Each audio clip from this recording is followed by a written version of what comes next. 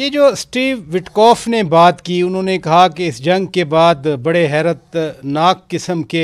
اور ڈیولپمنٹس ہوں گی، جن میں یقیناً جب وہ ابراہیم اکارڈ کی بات کرتے ہیں، اس کا مطلب ہے کہ دیگر ممالک اسرائیل کو تسلیم کریں گے۔ نو ڈاؤٹ کہ اسرائیل ویک ہوا ہے اس جنگ کے بعد، لیکن امریکہ کے خصوصی نمائندہ برائے مشرق وسطیٰ ان کی طرف سے یہ بیان آنا، یہ کتنا سیریس ہے؟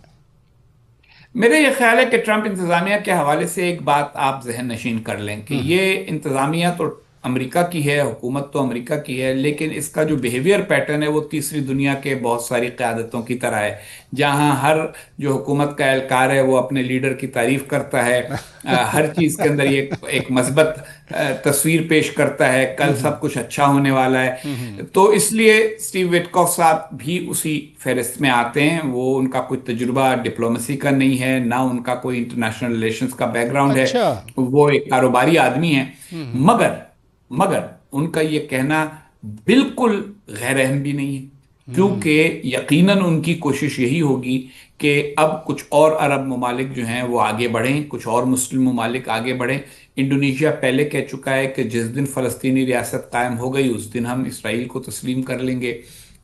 بعض عرب ممالک کا بھی یہی موقف ہے کہ اگر اسرائیل فلسطینیوں کی ریاست کو تسلیم کر لے تو یہ ممکن ہے کہ وٹکوف صاحب کے ایجنڈے میں کوئی ایسی بات ہو کہ ایک فلسطینیوں کی ریاست قائم